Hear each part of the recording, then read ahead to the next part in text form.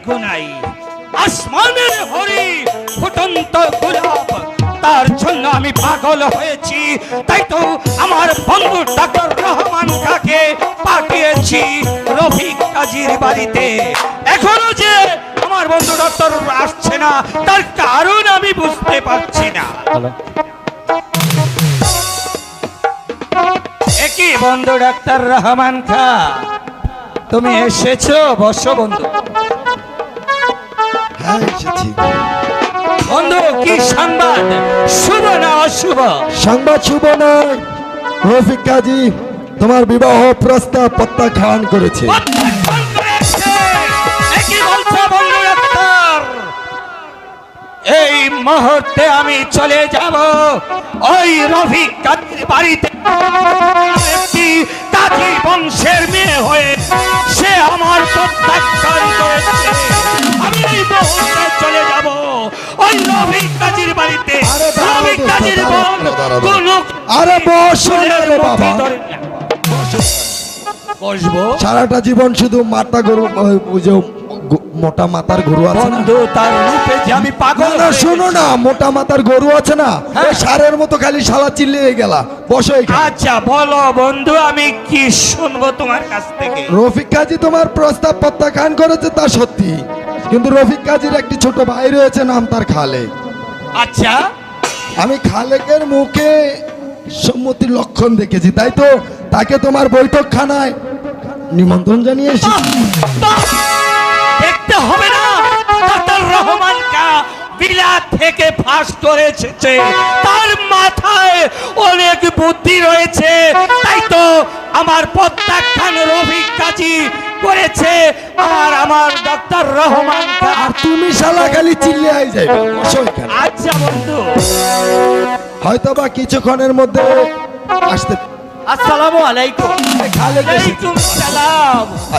এসো এসো ভাই খালেক। বসো এখানে, বসো বসো। বসো।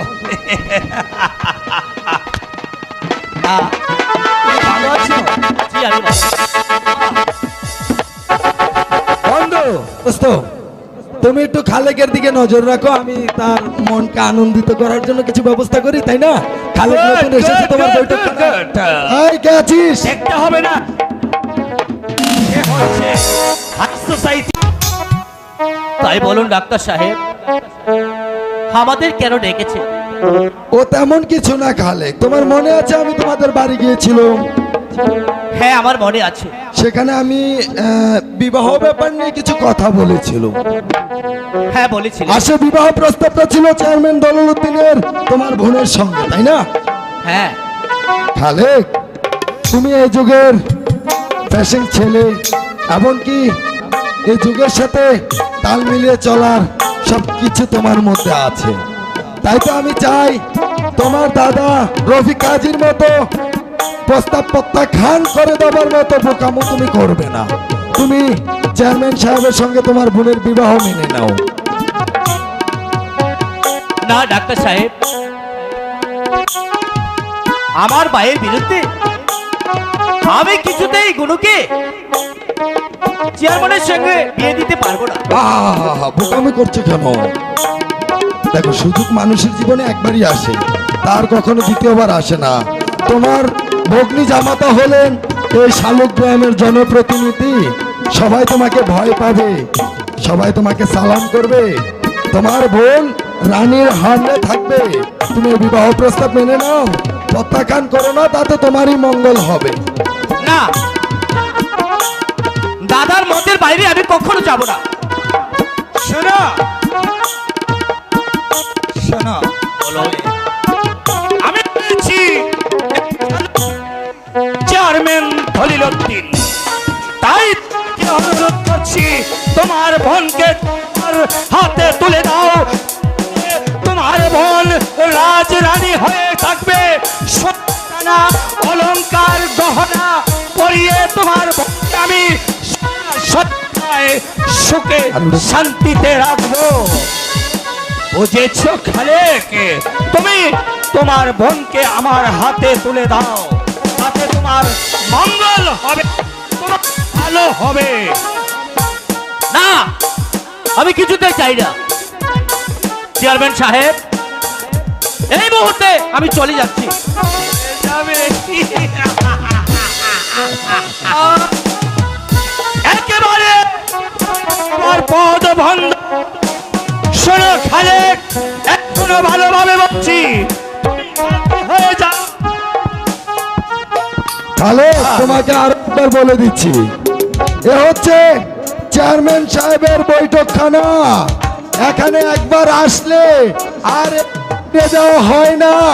যদি আমি এবং চেয়ারম্যান সাহেব এখান থেকে যাওয়ার অনুমতি দেই তবেই যেতে পারবে, অন্যথায় চুল্লার বার কোনো সাহস নেই তোমার। তাই তো বলছি, মেনে নাও।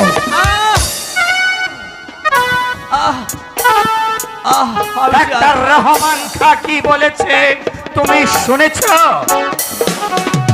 তুমি এখনো বলো, তুমি তোমার বোনকে আমার হাতে তুলে দেবে কিনা? দাও।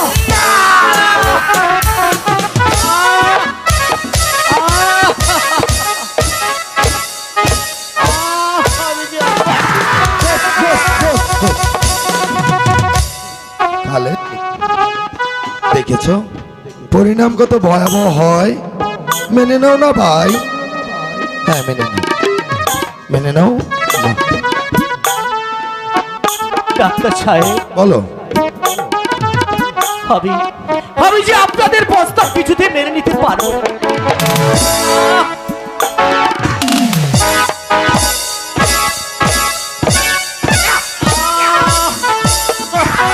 বন্ধু দাঁড়াও দাঁড়াও, সে যে একটু রাজি হচ্ছে না, আর তাছাড়া তোমার বৈঠকখানা যেভাবে মারছো বেচারা মরে যাবে। তাকে যেতে শোনো দাও, বন্ধু, না, তাকে যেতে দাও। তাকে যেতে দেওয়া হয় না বন্ধু।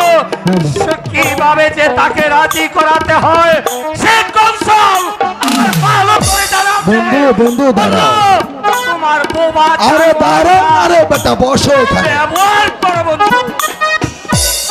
খালেক, তুমি যে একটু রাজি হচ্ছ না তো চলে যাও, যাও, আমি বুঝে নেবো আমার বন্ধুকে। চলে যাও।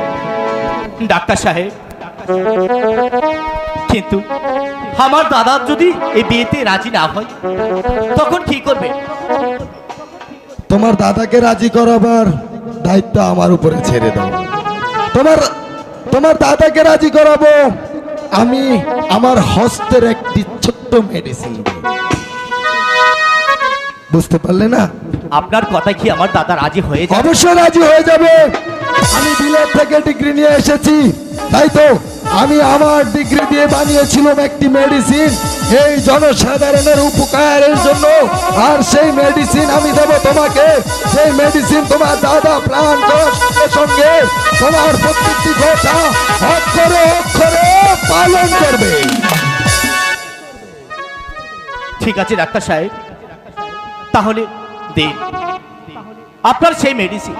নাও, মনে রাখবে কেউ যেন না দেখে সবার আগে চড়ে পানির সঙ্গে মিষ্টিত করে এই মেডিসিনটা তোমার দাদাকে খাওয়াবে, কেমন? ঠিক আছে। এবার তুমি যাও। শোনো খালেক,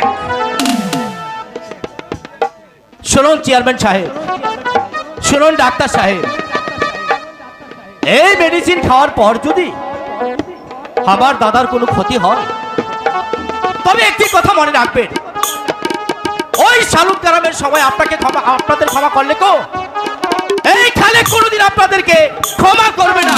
কথাটি মনে থাকে।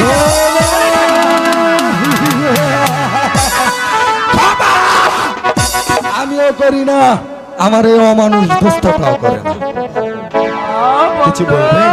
আরেকটি কথা আমি জানতে চাই বন্ধু, তুমি এমন কি মেডিসিন দিয়েছো যা তার দাদা খেলে আমার কাছে বিয়ে দিতে রাজি হয়ে যাবে? আরে মাথা মোটা ও মেডিসিন নয়, ওতে রয়েছে কাল কেউটবি।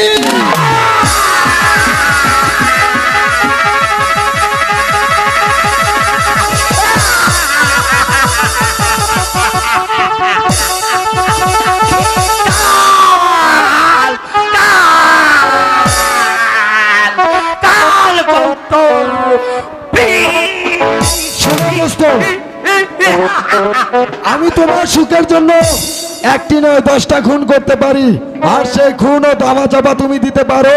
তোমার চাই মনোরঞ্জনের জন্য শান্তি, আর আমার চাই আমার বন্ধু যেন শান্তিতে থাকে সেই ব্যবস্থা করে দাও। কেননা আমি জানি এই পৃথিবীতে অমানুষ বলে কেউ থাকে, তাছাড়া তুমি আমার বন্ধু। আমার বন্ধু ডক্টর রহমান খা, আমি যদি একটা কেন 10টি মনোরঞ্জনের ব্যবস্থা করতে চাই, আমার বন্ধু ডক্টর রহমান খা আমাকে সে পথ হাসিল করে দেবে।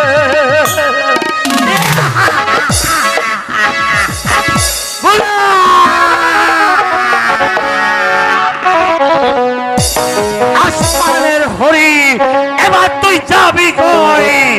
এবার এই চেয়ারম্যান দলিল উদ্দিন হয়ে যাবে।